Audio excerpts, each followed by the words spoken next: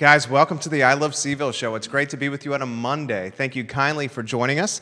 Hope the Labor Day weekend treated you well. My name is Jerry Miller. I thoroughly enjoy connecting with you guys through the I Love CVille network. We're going to welcome a good friend of this program, Carl Brown, to the show in a matter of 20 seconds. Carl Brown is just fantastic people and epitomizes the essence, the fabric, and everything that's fantastic about our Charlottesville and Central Virginia community. He's going to join us here to just have a good time, talk life with Carl Brown. We'll thank some of the sponsors that make the program possible. We will give some love to Interstate Pest and Service Companies, VMV Brands, and I Love CVille. We are an advertising agency, and one of our fantastic clients is Interstate Pest and Service Companies, a company that started in 1969 with the first generation, Mr. Wells, Mr. Robert Wells. He had himself and his personal truck. He built a business by using a public payphone and going to his clients and say, may I go to your office? May I go to your home now? Today, Interstate Pest and Service Companies is a four-generation strong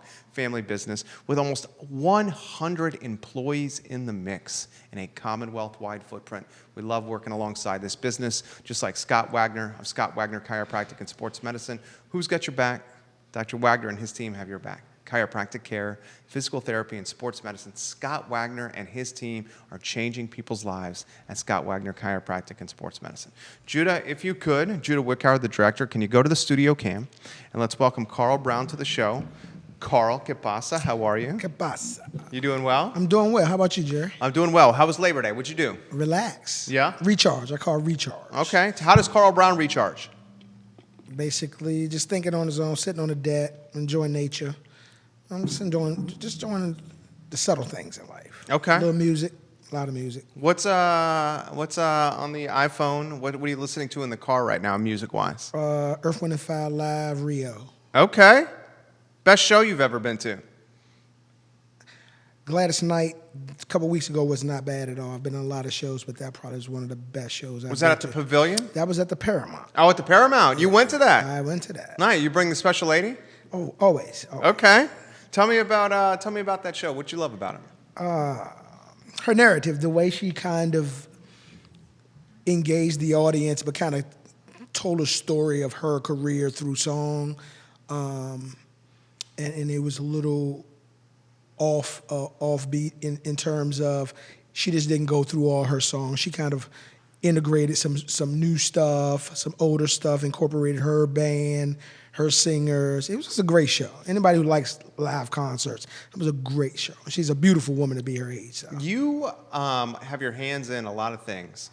You're a positive influence in this community. I remember, and help jog my memory, the gentleman that had the music venue on Preston is one of your friends. Harold Hurst is my guy. Harold Hurst. Harold Hurst. Okay. Yes. How about the evolution of that venue? Was it what was it called when Harold was running? The Outback Lodge. The Outback Lodge. Okay. The Outback Lodge was the spot. Yeah. It was for more reasons than one. I mean, it was one of those places, and he just has this unique ability to attract individuals that you may not.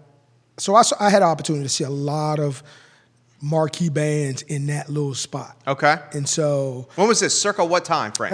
Circa 90. For me, it was circa 94 to about 97 okay. on. So during that time, it was hot spot. So it was The Secret. It was a Unified Funk Theory. It was a bunch of different bands that just would come through. And I mean, on a Tuesday... It could be standing room only. You might get a Leroy Moore to come in and sit in. You might see the Average White Band on a night, Coco Taylor, Buddy Guy. The list goes on. He just had this ability. Don't ask me how he did it, but he just had this ability to attract some of the marquee artists that were out then. And man, live music, different time, different era, because live music was really hot then. And so it was a lot of musicians. I don't think as many bands are doing it like it was then. Well, I think the internet and social media have and kind of iPhone, taken away. Yeah, Right. Taken away from the live shows. Right. So this would have been right at that time that Dave was getting ready to take off. Dave Matthews Band. How old? Right So 94, 97. How old were you then? In my 20s. It's like 25 years ago. I was like ago. 28, 29. So you were getting after it then. Oh yeah. So I mean, that was my thing. That was my getaway, playing music. I still play, not as much, but in those days, every Wednesday, Thursday, whatever it called for. That's why you can find me playing music. with a lot of other guys. Mid-90s music scene, Charlottesville. Talk to me about that. Mid-90s was like Seattle, Washington was for alternative. Charlottesville was probably just as popular, if not more popular, in terms of what was going on. There were a lot of phenomenal musicians just in this local area, and the list goes on. But yeah, it was hot, and so we got a lot of love. We got to experience a lot of opportunities that a lot of individuals would not. But R.E.A.L was instrumental in that, because R.E.A.L really took care of the bands that he's just a good dude. I think part of his success was, much like most things, he was a good person. And, he knew how to take care of people. And he knew how to take care of people. And so he was always looking after his people. I remember playing foosball there. Right. I remember meeting a lot of friends there. Right. I remember having a couple cold beverages there. Right. I remember listening to a lot of good music. Yeah. It always had this it's on the DL. Right. You know, it's was almost like the like underground. Trax was. It was like the underground. Yeah, it was underground. It Yeah. kind of took over the Trax thing. Trax kind of tried to portray that, but they kind of got a little Ahead of themselves. Ahead of themselves. Yeah. He Is that kept fair? it. Yeah, you're right. Yeah. They got ahead of themselves, and it became, the diversity at Trax kind of went away. Right. I think R.E.A.L did an excellent job of keeping it diverse, but keeping it tucked away. You know what I'm saying? So it had a family feel. We just did a fundraiser a couple years ago and had people flying in from all over, like 400 people, if not more, just for that old scene. So, I mean, if that tells you anything. And so it was a family type thing. I've never seen it. I haven't seen anybody duplicate it. And oftentimes when I see him, I'm like, dude, that was just one of those things where I don't know if it'll ever happen again. I don't think it's ever going to happen It's never again. going to happen Yeah. again. But I'll try to talk him into it all the time. But he's just got so much going on. He's into real estate. Well, and he got a son, my man Yeah. Henry. Shout out to Henry. I know he at school, but shout out to Henry. So he got a family now. So that's what kind of, you can't do that as much as time he was putting into that. You don't have that kind of time. What do you think if you had endless supply of dough, endless supply of money? What do you think you would do for Charlottesville that Charlottesville's missing right now? That Charlottesville needs more than ever? Housing. Okay, you say housing. All right, that's certainly on the radar. I could create. I mean, you said an unlimited. Yeah. You said if I had an unlimited amount of money. Yeah. Housing. I could purchase land there. It may not be. Well, I could either purchase some of the land or Just buy houses somebody here. out? Buy some people out. Yeah. Not everybody, but buy some people out and create models where people could have. But it wouldn't be, I'm just giving you a house. So it'll be and that's a whole nother story. It'll be kind of a 50-50 break. We're going to have to do something to get something. So, but we try to reduce that. We try to look at getting that first. But I would also go right to R.E.A.L and say, okay, what can we do in terms of getting this music scene back on? Because I think if anybody in this community can do that, he can. Do you think the fact that red light has cornered the music market? I mean, it's almost really good for Charlottesville because we're getting some big time musicians coming through. Mm-hmm. But in some ways, it's also corporatized the Charlottesville music scene a little bit too much, in my opinion. Diversity, I think from a diversity standpoint, you gotta look at doing things different ways. And I think, no disrespect, I enjoy going to their shows and their venues and some of the stuff they have. I think the thing about the time that I'm talking about, when R.E.A.L was doing Outback, is it was constant. So you could go in and play pool and it didn't have to be a band. Or you could come in, it could be slam packed, or you might not get in because he may be having somebody come through and you just missed the boat. I think consistency of being available to people and being open, allowing them to be able to have that flexibility is always good, because you didn't always have to go in there just to listen to music. You can go in there, get your food, have some beverages, hang with your friends, watch a football game, play some video game, whatever you want to do. And so that type of diversity I think is important. I think right now those what R.E.A.L is doing is those are venues. So basically you got to book some people, and I get it. There are people they're trying to make money. They're making money. Yeah, I mean basically, and that's what they do. So. You're getting props from a lot of people. Well, thanks to the people that are watching. David Bridges, Carl Brand, the man with the plan. Carl Bridges, I love you, from David Bridges. Yes, Maurice Jackson, I love Mo Jackson. That's my guy. That's my guy. He's a beast. I love Maurice. You are a beast, Maurice That's Jackson. the beast. That's right, Big Dog, Killer B. Love you, Mo Jackson. Never seen a jump shot he didn't like, Mo Jackson. Javon Monroe, yeah, big bro. What's going on, Giving you some Javon? props right now. Give it a like, give it a share. If you had endless supply of money, what else would you do in Charlottesville?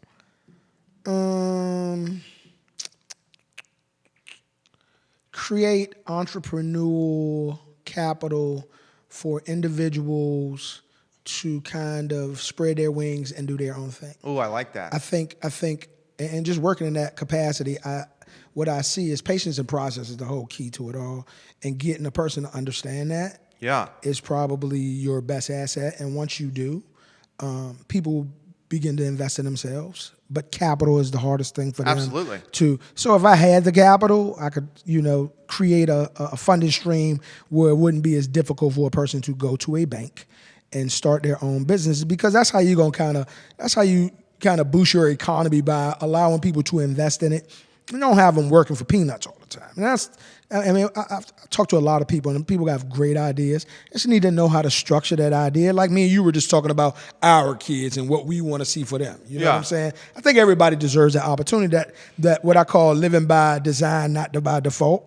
You know what I'm saying? Everybody has a dream, whether they went through something, and find out what that is, and work towards the need of what's going on in the community. So, as opposed to saying, oh, well, I can't get a job. No, create your own job. You be the job. Yeah. You know what I'm saying? Sure. So if I could do that, that would be purchasing property where I could create a community where people could feel comfortable. And it may not even be in Charlottesville, but people could feel comfortable in their community. And then just creating capital and revenue. Well, you don't want to, it defeats the purpose if you go get a house. And you feeling good about this house, and your neighbors and everybody around you don't make you feel comfortable. Understood. It defeats the whole purpose of even going about a house. Because it's not a home. It's not a home. Yeah. But if you get to a point where you get individuals who, and I don't know how you vet that, but I do know how you vet that. Tell us how you vet that. Be real. You got to believe in, and you kind of get it. You can't fake it. A lot of people try to fake it. Yeah. And so you got to believe in what you're trying to do, evolve with the processes, and we'll get more into that, and just show a level of respect. And I think that is it. But you do your homework. You go with likeness, people of likeness, and kind of tell them, well, this is what this community is. This community is this. This is what it's going to do. It's going to offer these things and this kind of support, or whatever it's going to be, and go there. And too often do people go where they want to go and not where they wanted. Play devil's advocate with you for the sake of a talk show. Okay. Devil's advocate for you. A community or a neighborhood that is diverse, African Americans, white people, Mexicanos, Cubanos like me. Yeah. Okay, a diverse community. Is that not where we're heading? As opposed to a community of, all Cubans in one, like say Miami, Florida. That's a good question. Are we headed there? It depends on, the blueprint. We're not there yet. It's like the cafeteria in high school. Right. Remember the cafeteria in high school? It's like how it was, and even at UVA, or, even at middle school. Right. Okay, my cafeteria was, you had like the athletes, the soccer players at one table. You had basketball players over here. You had the, for lack of a better phrase, the people that did really well in school. You know what I'm saying? Yeah. At one table. You had clicks. Yeah, clicks. It's clicks. Yeah.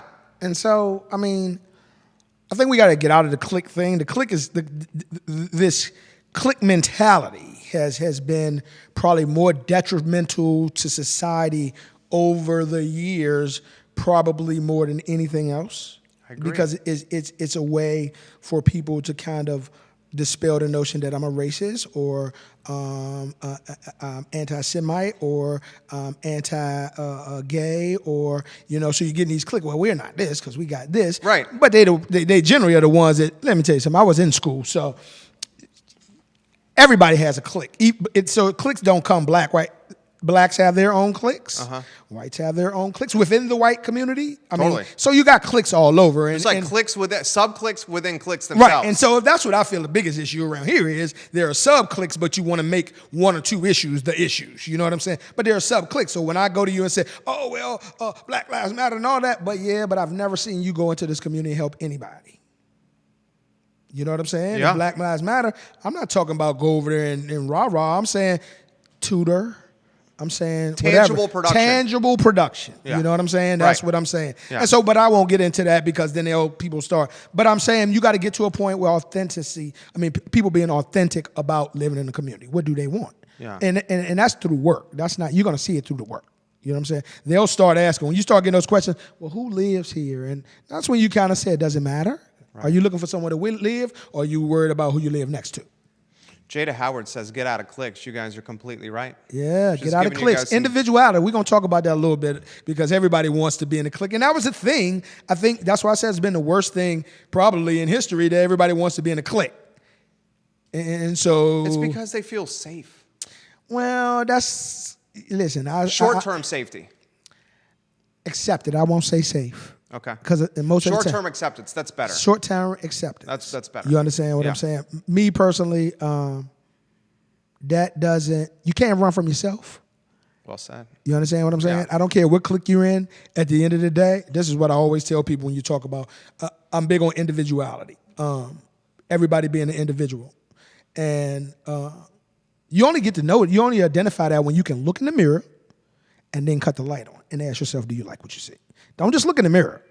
Look in the mirror and cut the light on, and then ask yourself, do I like what I see? Do I like what I am? Do I believe this? Am I what I say I am? And then taking the next step is when you see stuff in the mirror and you don't like what you see. Like, I see stuff in the mirror all the time that I don't like what I see, but then it's a matter of like accepting it. Right. That you don't like what you see and like, this is who I am, accepting it. And then that's when you're like really starting to find like self-peace and happiness. Listen, you said to it, listen, peace of mind. Peace of mind, yeah. Happiness, health. Those are the best investments you can do. That's the best kind of wealth. Listen, that is the only wealth. Right. All the other stuff is touched, tangible things. Materialistic stuff that society told us about. Right. Society doesn't talk about a peace of mind. Right. So mental health issues is off the chain. You know what I'm saying? We don't even have to talk about our health because look at how our healthcare is designed. It's you know effed what I'm saying? up. Right. Wouldn't you say? Right. It's really jacked up. Yeah. And then happiness. How often do you hear about people talking about being happy? Rarely. They talk about everything but. They talk about the house, the car, the trip, and what they can position on social media. How much money they got. What looks good on Facebook and Instagram. Right. And most of the time, we all wear the mask in some way, shape, or form. We all wear the mask. So I'm not knocking Facebook or whatever, but I mean, at the end of the day, look in the mirror, cut on the light, ask yourself, is what you see, is that really what you are? Is that what you like? And the beauty about that is, it's not a knock on you, but I mean, if you can identify, then you don't allow somebody else to identify, and you can say, guess what? I already know that. And I'm working on that. And so it's all about working on yourself and getting better every day. That's it. I mean, that's all you can really do. Work on yourself and get better. And if you know you're doing that, then you're winning. You're winning. Right. Peace of mind, happiness, health. What do you do when you look in the mirror? And you may not do this because you're a handsome-looking dude right here. When you look in the mirror, do you ever see something you don't like? Gray hair. Well, you shave it off. But it still comes. But I mean, in terms of, I'm big on challenging myself. That's why oftentimes when I recharge, I'm challenging myself. And that's why you went on that like fitness health kick. Yeah. You look fantastic, dude. Appreciate it, but you got to maintain that. So the consistency of doing that. Right. So the execution. That was like, you got to commit. And so you got to learn how to commit to, we commit to so many other things.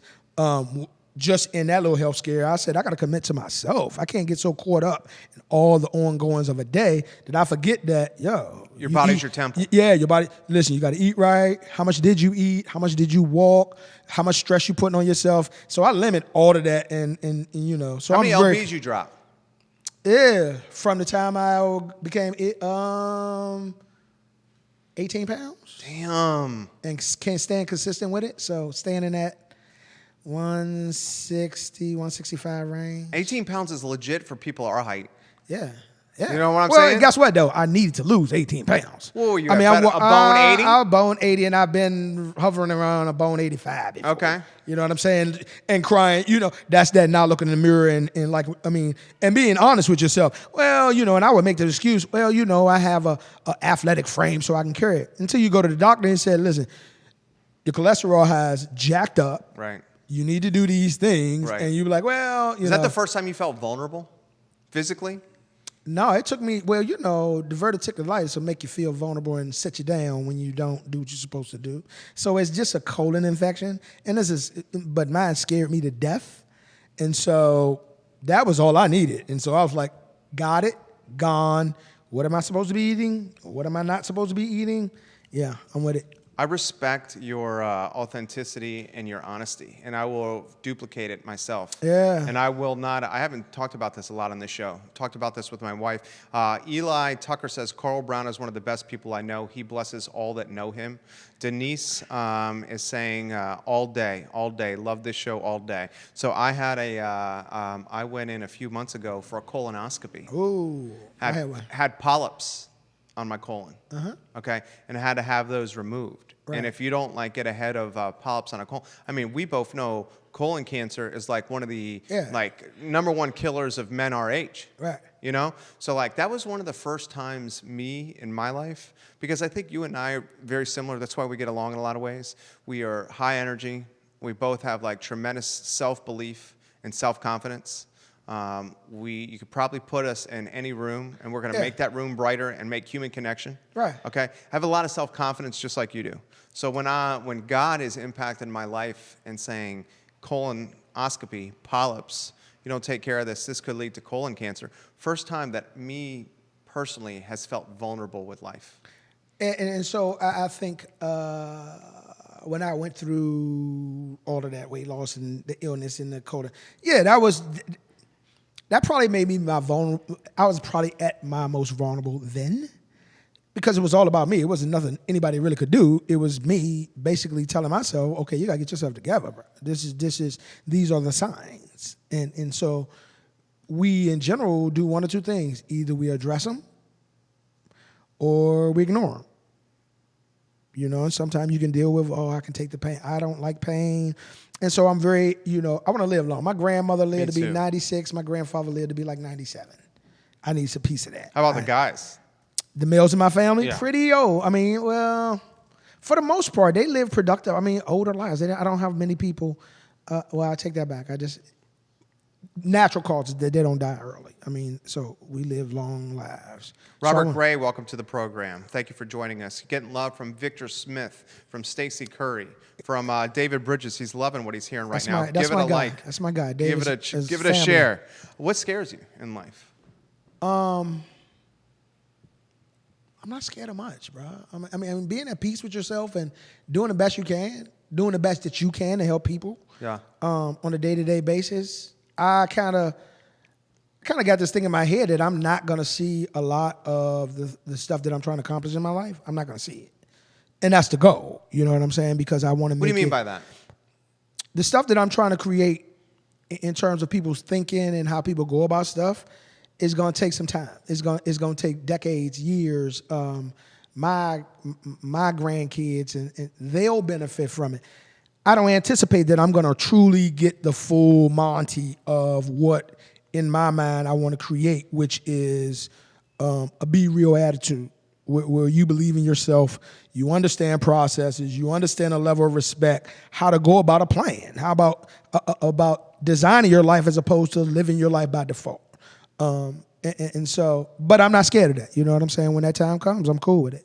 I think I've touched enough people's lives that they'll carry it on. And that's all I want them to do. So I don't really have a lot of fear. This show live on 12 Facebook pages right now. Give it a like and a share on any of the pages that you're watching. If you have perspective you'd like to relay to Carl, I'm happy to do it. You know what I'm fearful of? Stacey Norris, welcome to the program. Folks watching in D.C., Richmond, across Charlottesville and Fluvanna, in Charlotte, on Long Island, and right outside Chicago right now. You know what scares me is and you have more perspective you can offer on this than I do, as a deeper in the game father than me, is what scares me is anything happening to my son. Not having, like, all I want, and you called this before my boy was on this planet, before God blessed us with this kid. Yeah. All I want is the best for him, and him to become a better version of myself, my wife, and him to have opportunity, and him to, just pursue whatever he wants, and for him to be happy. And for him, to have the world is his oyster. That's all I want. Right. Well, I'm such less. You call this. Yeah. I am such less. Well, I knew it because I've been there before. And so what you learn is, and what we all learn is, you can only really control yourself. At the end of the day, I mean, we would like to think that we have control over where our kids are going to go. You would just hope that they are paying attention and you are listening. But we see too often how things happen and stuff go astray. Does that mean you are a bad parent? No. That just means that you need to be on top of your game and hope that you give enough influence and love and understanding that your son picks it up. You know what I'm saying? And that's the one thing that I realize about both my boys right now. That How old are they? 18, 25. So they're grown men. Yeah, and still, I mean, what I've learned is you find out the influence you had on them, what you were trying to tell them when they were younger. You find out that now. You don't find that out. You think they're not paying attention, and they're totally engulfed in. And so that's what you hope for. You hope for that you're hopeful that you're that example that they will want to be, and they see that. Listen, my dad put that work in, and I respect that. At the end of the day, bro, but you do a good job, and so allowing him to build good relationships and be diverse, all of those things, that's how you get there. He'll appreciate that. Close him off to some stuff and protect him, and you'll find out. What was the first thing when somebody told you not to do something when we were younger? What was the first thing we were going to do? We did it. Exactly. The exact opposite of what we were told not to do. So why try to shelter them? Be honest and listen. I'm going to tell you about this. No, I don't want you, but it's out here. So I don't want somebody else to tell my child about something that I should have told him about. Right. You know what I'm saying? So you just be straight up with him like you would be anything else, and he gonna respect it. And so he won't sensationalize stuff when you say, listen, let me tell you about this. Well, let me tell you about that. And it's gonna be out there. So you kind of lessen the blow. And so, I mean, you only can protect them, but in terms of control, you don't really have any control. You would hope that you have given them the best that you have, and they've kind of picked up on that, and you go from there. But we see it all the time. People go astray. Do you think Charlottesville, my kid's 17 months old, do you think Charlottesville is going to be a better place for him when he's 18, like your youngest? How old is he now? 17 months. Of course. You think so? I don't think I know.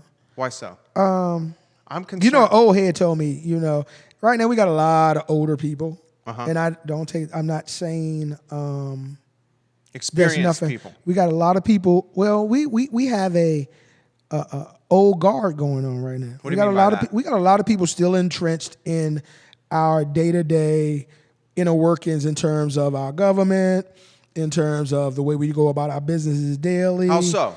There are just some people that are in and got their own way of thinking, and it's not about everybody, it's about them, and that's what it's going to be. On a whole lot of levels, from the hiring levels, from the school level, there are a lot of people that are entrenched in this and say, well, but you're not there forever. And so that's our opportunity to produce those individuals who are going to meet those expectations. And hopefully, just knowing the individuals that I've helped guide over, those are going to be the individuals that your boy get a chance to interact with. I love that. You know what I'm saying? So yeah. Everything must change. I don't care who like it. Everything will change. You're getting a lot of props here. So how about this one? Jada says, Carl once told me that fear was false evidence appearing real. Yep. It totally helped me overcome my fears. Thank you, Carl. Richard Morgan, break it down, bro. That's my guy, Rich. What's going on now? I hope Richard Morgan, ex-UVA. That's my guy. Darnell Holloway. I think he's Norfolk State. Yeah. Spartans, baby. He says, my man. Yeah. And gave you the fist bump. You're going to have to help me with this first name. Nehemiah Brown? Nehemiah Brown. That's my uncle. Great he's interview. He's in Italy. He's watching in Italy. I don't know. He could be anywhere. He's cosmopolitan. Yeah, he is doing it. He does his thing. He everywhere. So appreciate it out. Give it a like, give it a share. This is what I'm concerned about. And I'm concerned that what I'm seeing from Charlottesville, and you've already touched on this already, I'm seeing Charlottesville become so expensive. I'm seeing Charlottesville become so almost exclusive. I'm seeing Charlottesville become like this paradise or this bastion or a playground for people with ducats, with deep dough. You know what I'm saying? Right. And I worry about that evolution and what's transpiring when it comes to my son, because I grew up, you'll get a kick out of this, okay? I grew up in a Southern Baptist church, went to a Catholic school, grew up in a Jewish neighborhood, and some of my best friends didn't even believe in God at all. And you're Cuban. And I'm Cuban, okay? But guess what? Now, how about this? I grew up in a family where Spanish was our first speaking language, okay? Right, so check this out. And watched my parents build a business where they literally had nothing, and they had to give my brother and myself to my grandparents for 10 years of our life. And Mima and Papi had no money, and we would eat toast and black beans and rice for dinner survived. like 3 or 4 nights a week, and we survived. And you survived. Right, but So hold on, let me ask you this question. Sure. So why are you concerned with anything? I'm concerned that our son is not going to have either similar challenges as that, which help build character. And the other thing I'm concerned about is him growing up in a Charlottesville that is not diverse. Okay. And so, let's be honest with this. What the Charlottesville community going to find out is gentrification is real. Big time. Money talk. Big time. But now you're going to find yourself in a whole city full of people just like you, and you have no diversity. Right. Okay? And that's bad. Well, bad for them. It's bad for the city. Well, it's bad for the city, but the city allowing it. Yeah. Where are the provisions that say we got to put a cap on this? We talk about the cliques. It's still, Charlottesville is cliquish. You can say what you want, and yeah, but guess what? When the world around you is moving, and some of the things you benefit from now are not beneficial to you later, and all you have is yourselves because you kind of dominated the game, and now it's all of y'all, what you gonna do? There's beauty in diversity. Amen. But guess what? Everybody don't want it. If you don't know about it, why would you want it? Play devil's advocate with you. Okay, so you come from an athletic background. Mm-hmm. You are in same guy, same mindset. Mm-hmm. The harder we work, mm-hmm. the more we expect return on investment from that work. Mm-hmm.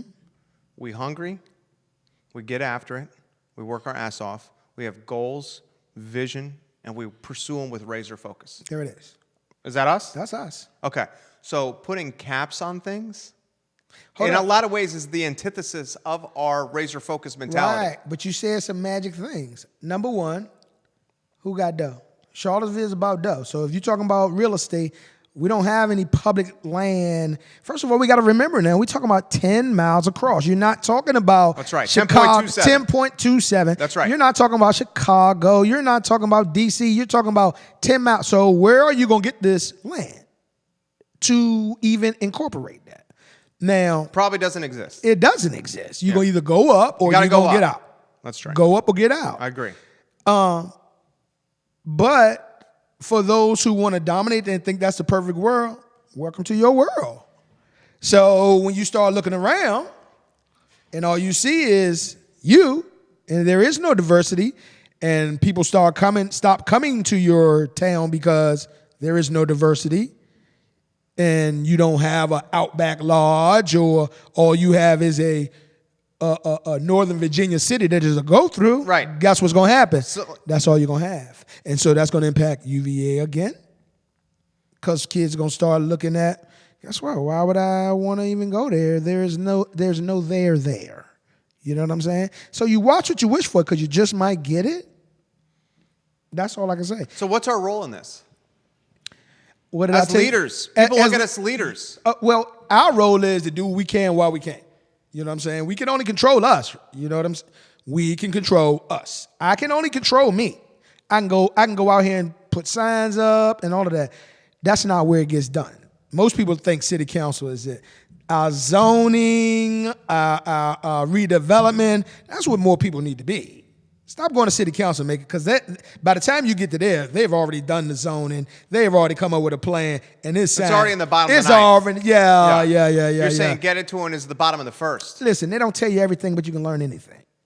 You understand what I'm saying? And so the city council to me has been a diversion the whole time. What do you mean by that? Well, they're only going to talk about certain things on the agenda. They're not going to talk or go in depth what their plans is. When was the last time? You don't see those zoning plans until they're already completed. And they give you a model and a framework of what is coming. You know what I'm saying? That means it's already done. So, and the invitation is a little less invited. You know what I'm saying? Come to the zoning meeting. We having a meeting. We want some. Those blah, are blah, always way on the DL. They on the DL, bro. Compared to the Monday City right. Council. Yeah, the city council, you get the full Monty. Right. City council, they got the so food, true. they got the organ, and they It's on TV, and they do it's all in of the that. news. But all the time, you Yeah. now tell it 5 years from now, we're going to redevelop the whole Monticello Dairy area, and this is what it's going to be over here. A couple years from now, we're going to take Garrett Square, and we're going to do this over here. And so, where are those comments at? You know what I'm saying? I mean, so you got to be, we got to be a little wiser. When people telling you stuff, People only tell you what they want you to know. They ain't gonna tell you the whole thing. So if they push in city council, oh yeah, we need to do all that. Why are we not talking? We keep talking about this housing thing. And I'm not, listen, I am not knocking, and I don't know how they're gonna do it, but I'm not knocking people who own their houses in the city. I don't believe you can force them to lower their rents because the market is what it is. Now, my question is, when you said years from now, what's gonna happen is the market is not gonna be that anymore because it's all of y'all living here. So who's gonna come here? You got to look at that. You got to look at how are you going to keep this kind of productivity in terms of diversity here if you're not really catering to that diversity, if you're not saying we want to be diverse, if you're not showing you want to be diverse. Just from the music scene around here is not diverse. No. At all. It's not diverse. That's what a place like the Outback kept you flowing. You know what I'm saying? Because the diversity was. Or like the Ante Room. Oh, yeah, you got those places. Yeah, but that's shut down. Well, that's something totally different. They're different time, different era. Okay. You know what I'm saying? Yeah. I don't know much about the Ante Room. I know that. That was the one on Water Street. Right. I think closed. sometimes they use that as an example. Why would you put it on a downtown mall? That's not where you want to really have a club where people going to have a good time at. Where do you put it? I don't know. Well, the Outback was a perfect, I mean. That was a good spot. That was a perfect spot. Right. You know what I'm saying? So there's a lot of questions to be answered. I can't answer them all today, but I will be 100% with you. If the motto is going to be, we're going to buy up all the property, then you're going to find yourself looking at yourself. Cynthia Murray, welcome to the program. Hey, Cynthia, how you doing? I'm looking at your book, The Power of a right Plan. Here. The Power of the Plan, The Power Cynthia. of a Plan, I see it. Right here. You look beautiful on the cover of this book, Cynthia Murray. Cynthia's my sister. We go way back. She's awesome. Amanda Terplowski watching the program. A lot of people watching. 12 Facebook channels, guys, airing this show right now. He brings honesty. I agree. I agree with everything you're saying. I am trepid because I'm seeing Joffrey Woodruff, the guy who has the hedge fund across the street, who bought the ice park, tore down the ice park, and then the businesses on the back side of the ice park. The businesses on the back of the ice park were the Ante Room, one of the few music venues that truly catered to a diverse... Diversity. Yeah. Escafé, a business that was catering toward the gay and lesbian community, right, in Charlottesville. That's what Escafé's focus was. Right. Tore both down to build what is going up called CODE, the Center of Developing Entrepreneurs. And Joffrey Woodruff, across the street, took $125 million of his own money, donated it to the University of Virginia to create a data science school. And the data science school is essentially going to be like the D League for the NBA or a AAA or AA affiliate for Major League Baseball, where it's going to create students that are experts in data science so they can go from UVA to his hedge fund and work for him. And make billions of dollars. And make billions of dollars. And don't have to give it back. And don't have to give it back. And give it back and to stay in UVA. Charlottesville and drive up the pricing of housing. Isn't that, hold on. Throw a ton of disposable income into the market and make this paradise and this playground of the rich and wealthy. Well, I mean, listen, you play that game, you get in bed with it. I mean, what's that old saying? You made that bed, you lie in it. That's what we are right now. We basically gave UVA full money on whatever they want to do around here. It's the city. It's not the city of CVille. It's like the city of UVA. Yeah, that's what it is. It's the city of UVA. Basically, you want to get in and fit in, you do that. And so you got to get down with that. No deals are being made. They don't even hold them accountable in any kind of way. Is what they're doing wrong? No, because if you can get away with it, why wouldn't you? Money talk, dude. And so capitalism, that's what we live in. That's why I said building capital and allowing other individuals to kind of get in on that capitalism. Because that's just basically taking the next generation and getting them ready. We cannot no longer look at working for people. We have to create that, change that narrative where individuals, whether they're first generations, whatever, create their own entity and pass it on to our kids.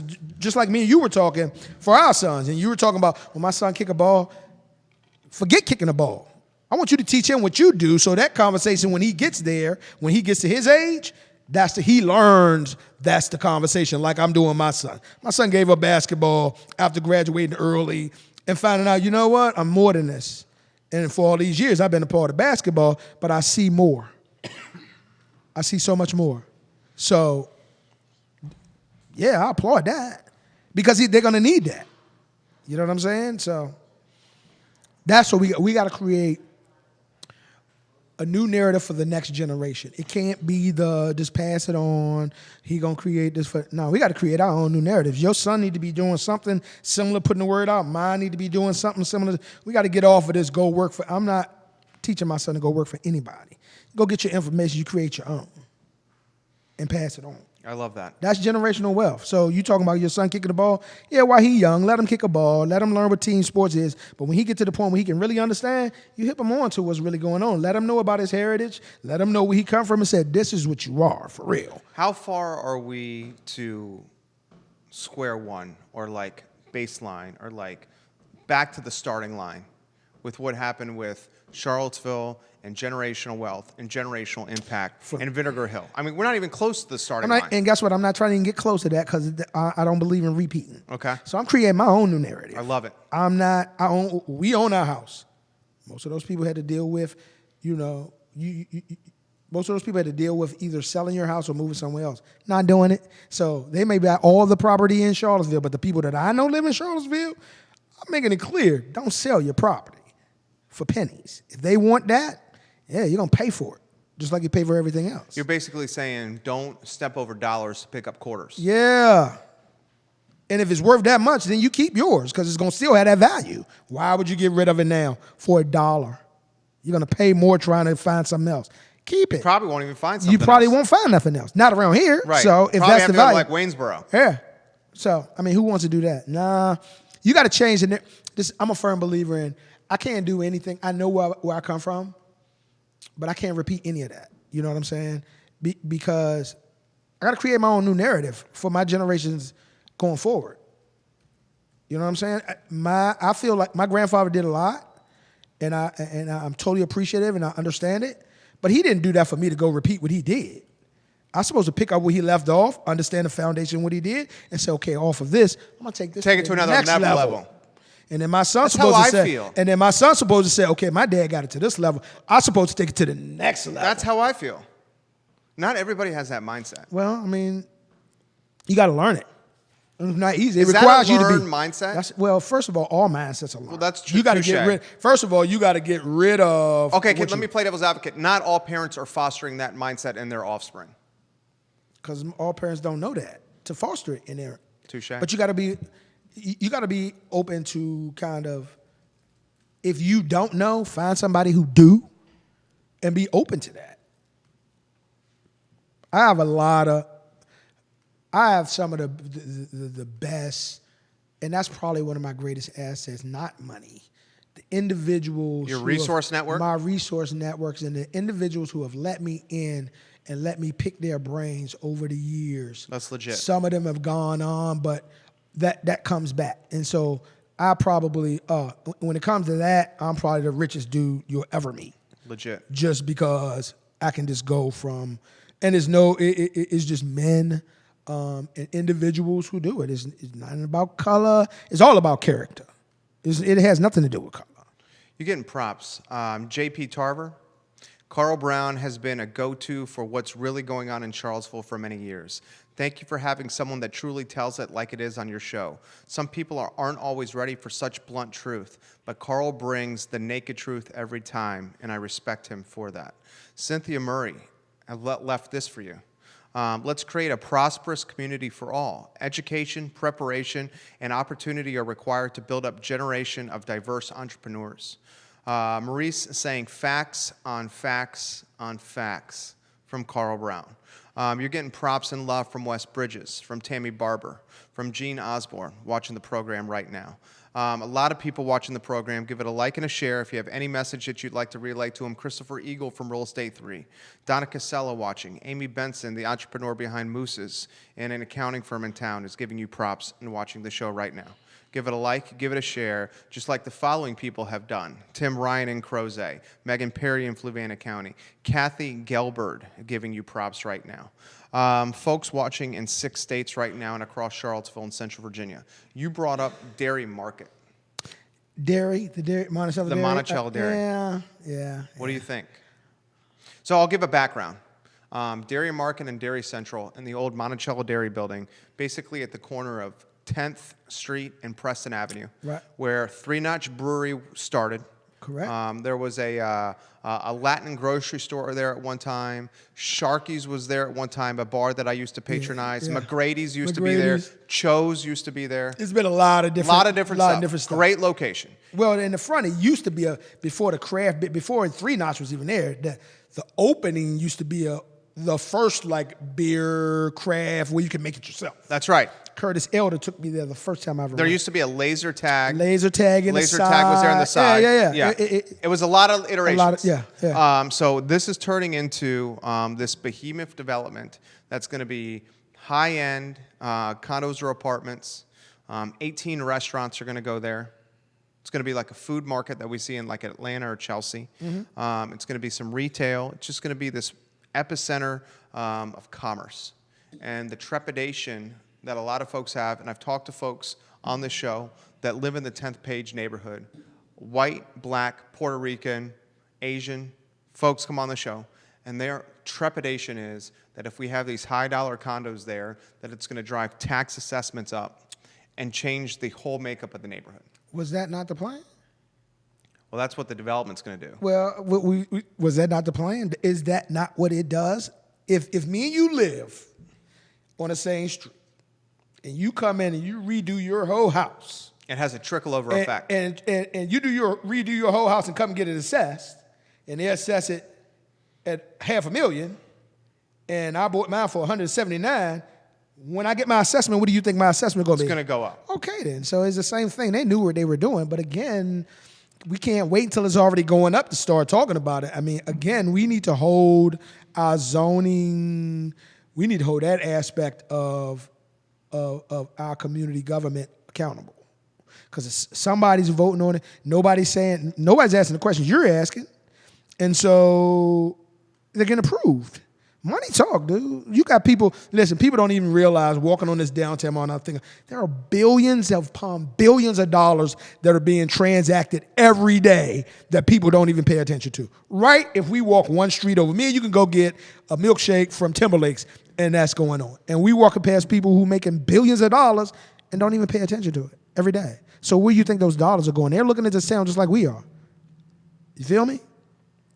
So they're going to come in, buy a house, redo it, and buy another house when they go somewhere else. It's just what it is. The accountability piece, who do we hold accountable for that? Who do we hold accountable for that? That's Who the do we question. hold accountable for that? First of all, you start with your community as a whole, because we doing too much ragging about stuff that don't matter. And all the time, all this stuff, let's think about it. 2 years ago, we were ragging about a statue, right? That statue has never moved, but 2 twin towers are going up on Main Street. Surrounding West Haven. Yeah. Engulfing West Haven. Engulfing West Haven. Yeah. Now we got Monticello Derrick that's going to be done before they even finish the conversation. And 10th and Page is a completely different neighborhood. And the statue still ain't moved. Does that make sense? Oh, yeah, that makes sense. And what I But love hold about on. it is, While all you're that saying was it to going the on- point. Listen, while that was going on, that was a diversion, bro. You're saying that was a distraction. That was a distraction. That Listen, was something distractions that are did keep created. our eye on the prize. I tell all my guys, distractions are created. Distractions just don't happen. You just don't have a distraction. Distractions are created, and they have no rules. If I can get your attention, any way I can, if I can get your attention, and I do that, something else gonna go on. You done missed something. And generally, when you talk about school, basketball, stuff like that, take your eye. I'm studying. We're studying for a test, and I know many people do it. And you're studying, and I go, psst, and you take you off. I don't care if you miss 2 words. You missed something. Somewhere along the line, we missed a whole lot, because we've been talking about all this other stuff for a long time, and then we're looking at the gentrification thing. It's too late. They're building. Never thought about it like that. They're building.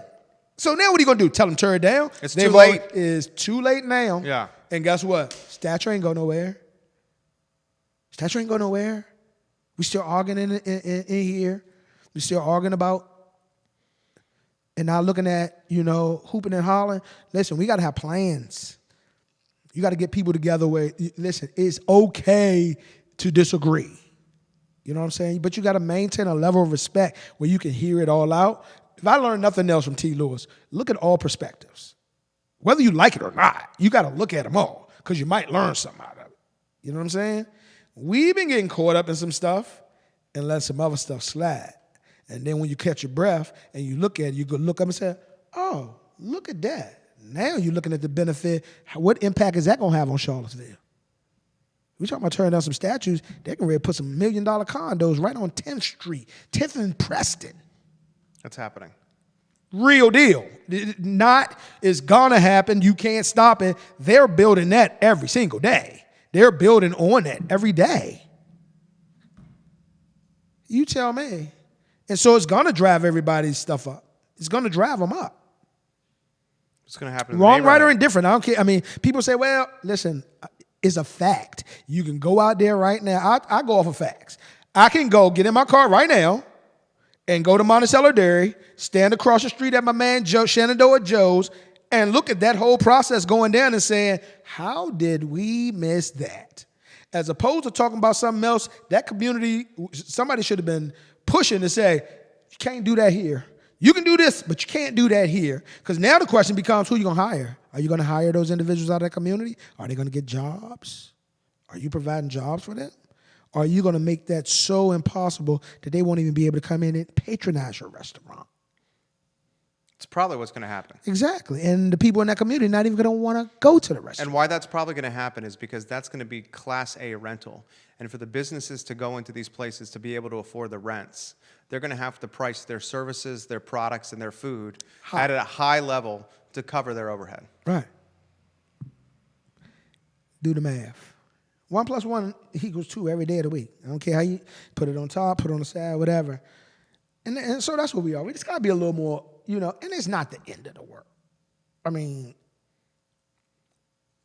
we need to become a little more conscious of what's going on around us and stop always asking questions. Come up with some answers, man. Excuses or results. You can't have them both. You know what I'm saying? So what are we working for? Are we working to have a bunch of excuses? Or are we going to start looking to get some results? That's the question. To benefit the whole, not just one aspect of to benefit the whole. And everybody has a responsibility in this. UVA has a responsibility. City of Charlottesville has a responsibility. These companies around here's got these billions out. They have a responsibility in it. Now, am I saying give anybody anything? Nah, but you need to be open to some other ideas than what you got going on right now. Because at the end of the day, you do it the way you want to, it's going to burn you because there's going to be too many of y'all like that. It's going to be all likeness. And then what you're going to get, nobody's going to track it. And then it'll become a ghost town. Because people say, I'm not going there. You'll get that's one of the best places to live and all of that, but you have no diversity. So therefore, you're cheating your kids. You send them out in the world, and they'll be confused. You know what I'm saying? So you got to ask, is it a gift and a curse? It's a gift and a curse. So you got to ask yourself, I feel good that at this point I'm going to prepare not only mine, yours, whoever. I'm going to prepare you for everything. You know what I'm saying? It's important that you be diverse and understand and build good relationships because that's what this world is about, relationships. It is not about having all the money in the world. You're going to die and somebody else going to spend your money. And you might not have but 2 people at your funeral, and your funeral could be paid for.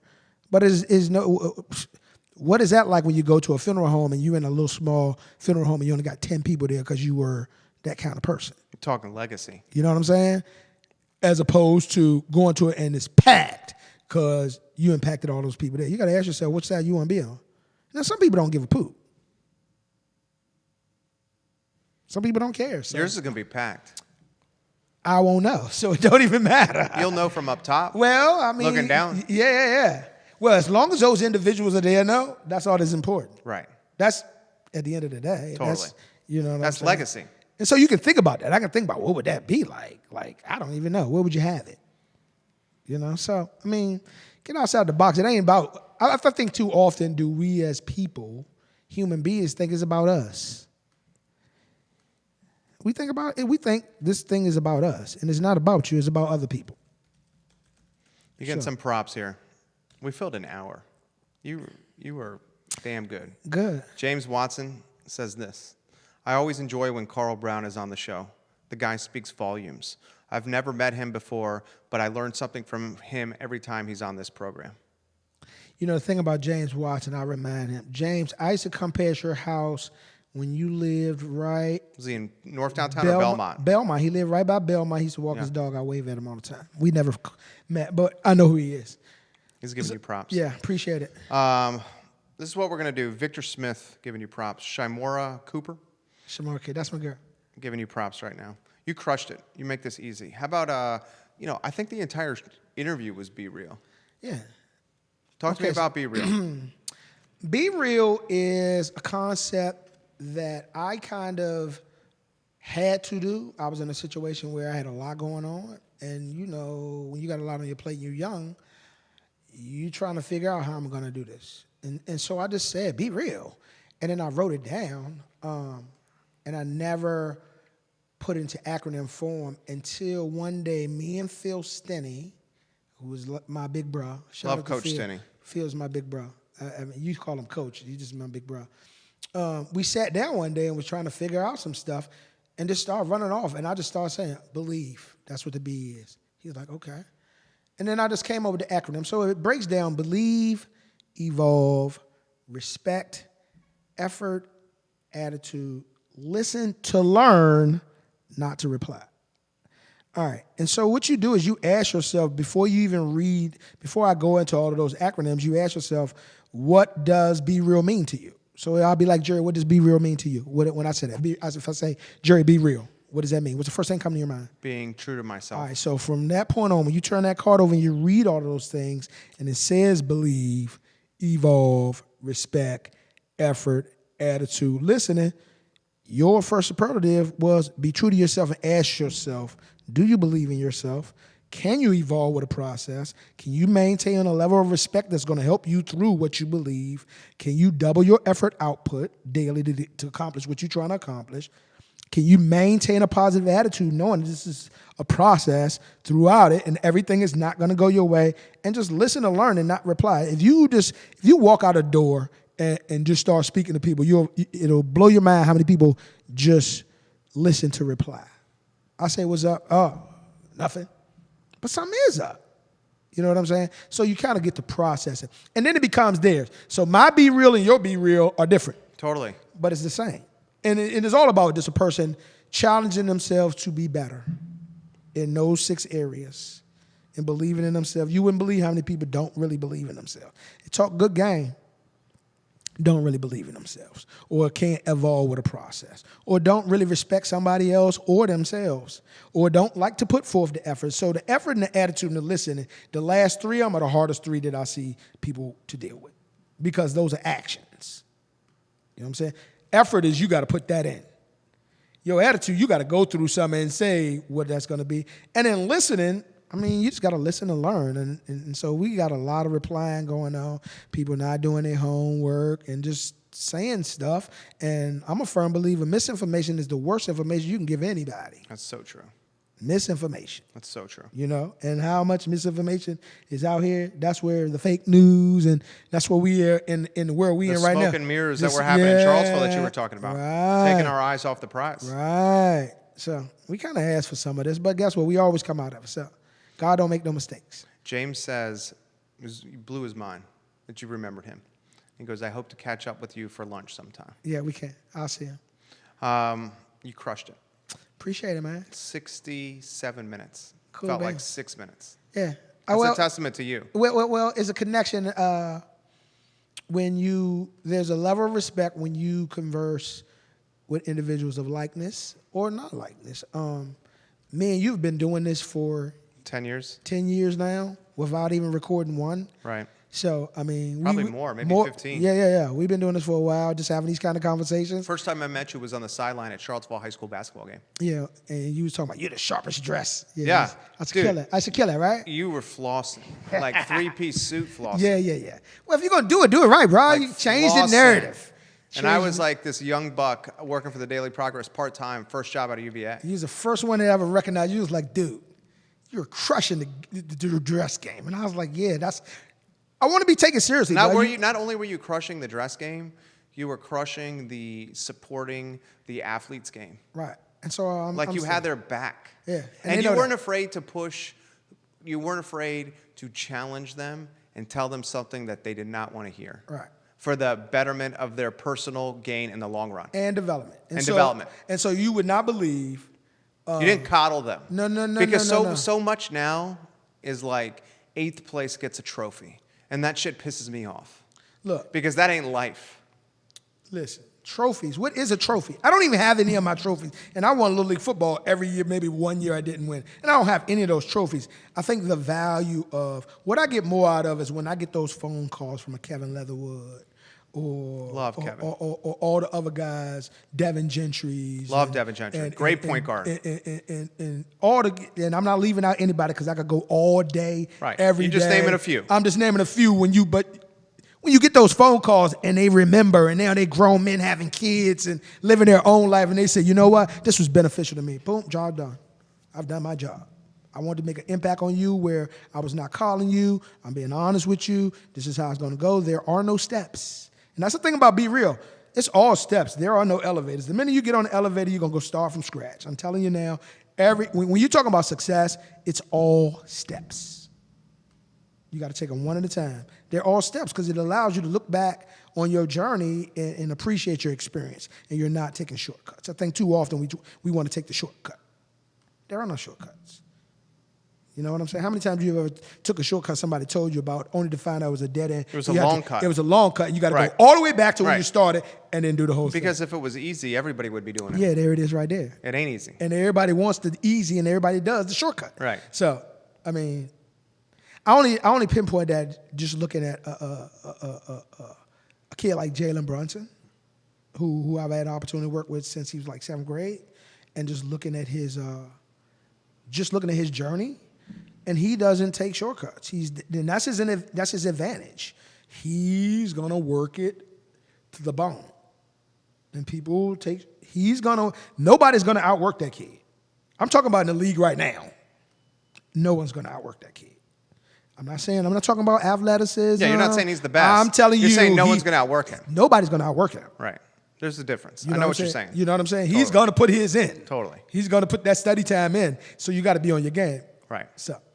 And that's what I can appreciate. And so that drives me to see that that's real, that people can do that and you can work your way to where you want to go, which makes him so much more diverse in so many other different areas. Anytime. Yeah, it ain't but love, Jerry. Always love. Anytime you want to come on the show. Seriously. Yeah, I'll time it. But I don't want to dominate your show, because I can come on.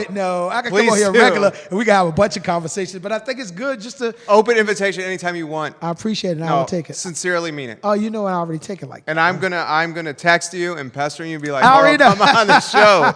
You make us better. Yeah, well, we need to be better, and that's you make us better. To everybody listening, that's the ultimate goal. Forget all the. Just be a better person than you were the day before. Amen. That's it. Listen, if we talking about making a better community, each individual, stop looking out at somebody else and telling them what they're supposed to do.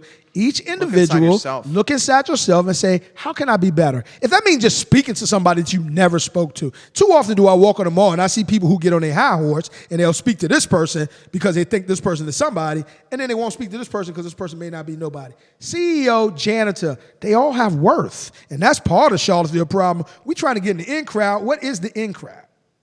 What is in crowd? You know what I'm saying? I don't have that problem. Neither do I. You don't have that problem. No. It's crazy. I just went and saw my mom, and the first thing she says is, tell Jerry I said hello, because I take care of Jerry and his son, because we do milkshakes. The only in crowd I care about is my wife and son. Yeah, there it is. And that's not even the in crowd, because you wouldn't even express that with me. So, I mean, that's that private stuff. So you don't have one. That's why me and you can talk about what we talk about. You can have all the conversations that you have, because, I mean, you got to be open and transparent. You hear the word all the time. How many people are truly transparent? In addition to, and here's the integrity part of it, and I'm going to leave you on this. Integrity is what you'll do when ain't nobody else around. So to those people that listen and wondering about to Be Real, when I say look in the mirror and cut the light on, really ask yourself, are you proud of what you see and how you go out in your day on a day-to-day basis? Because all of us got some stuff we can fix. And for those who don't, I think God getting ready to call you in about 2-3 minutes, because that's called perfect. And there is no perfect on this earth. So, all of us got stuff to work on. Work on your stuff. Work on you. Stop trying to focus on what somebody else needs to work on. Work on you. You never know about what you're doing could make them work on themselves. And I'm going to leave it on that note. Maurice Jackson says, I remember when Carl Brown told me and always told me that when I first played football with them, I listened and I didn't act like I knew it all. Mad respect to him for changing my life. This is what we're going to do with today's program. And one other thing with integrity. Integrity, my dad drilled a lot of things into me. in a lot of different ways.